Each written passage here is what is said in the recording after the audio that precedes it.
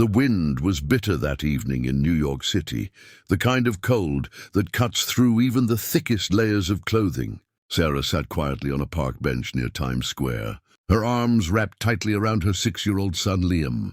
Her thin jacket did little to shield them from the chill, and she could feel the tremble of his small body against hers. Her face was swollen and bruised, the result of the latest argument that had turned violent. One too many. Earlier that day, her boyfriend had screamed, cursed, and shoved her out the door, leaving her and her son with nothing but the clothes on their backs and a few dollars in her worn-out purse. As cars zoomed by and people hurried down the sidewalks, wrapped up in their own worlds, no one seemed to notice the mother and child huddled together in the shadows. Some glanced their way, but quickly looked away. Sarah had grown used to that look, a mix of discomfort and judgment. She knew what people saw, a woman who had made bad choices, a woman who didn't belong in a place like this. She pulled Liam closer, pressing his head against her shoulder. He was quiet, more quiet than usual. She knew he didn't understand everything, but he could feel the fear in her heart, the worry in her voice. His stomach growled loudly, and Sarah winced.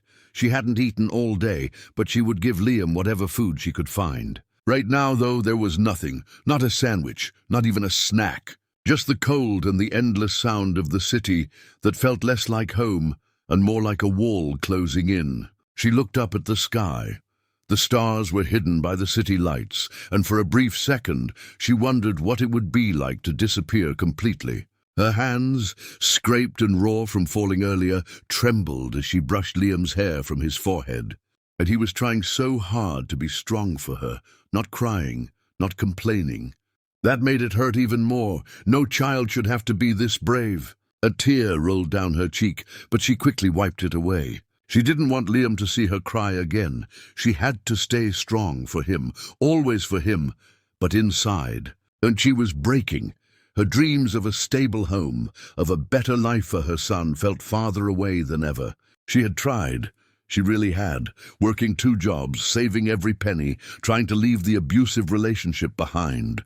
But every time she thought she was getting ahead, something pulled her right back down. The wind howled again, stronger this time, and Liam whimpered.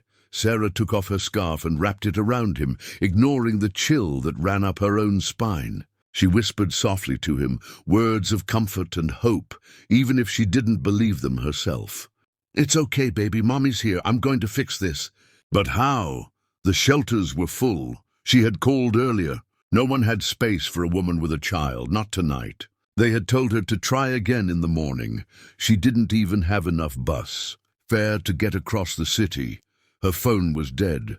Her last friend had stopped answering days ago. All she could do now was wait, for morning, for a miracle, for something. Suddenly, headlights shone in their direction. A sleek black car pulled to the curb a few feet away.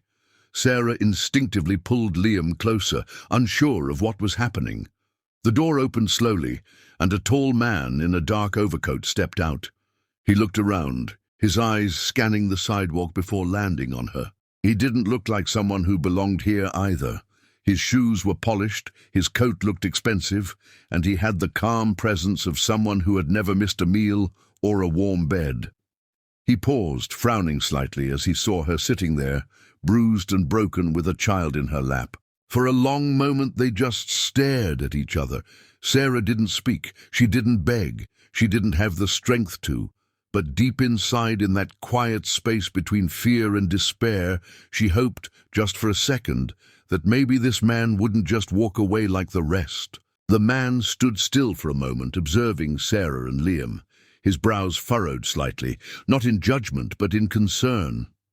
Most people in New York City would glance away, pretend not to see, keep moving. But this man didn't. He took a slow step forward, then another, until he was just a few feet from them. "Are you okay?" he asked, his voice calm and warm. Sarah hesitated, unsure of what to say. Her lips parted, but no sound came. She only managed a small nod, though it was a lie. She wasn't okay. She was cold, hungry, exhausted, and scared out of her mind. Liam stirred in her arms and looked up at the stranger with wide, curious eyes.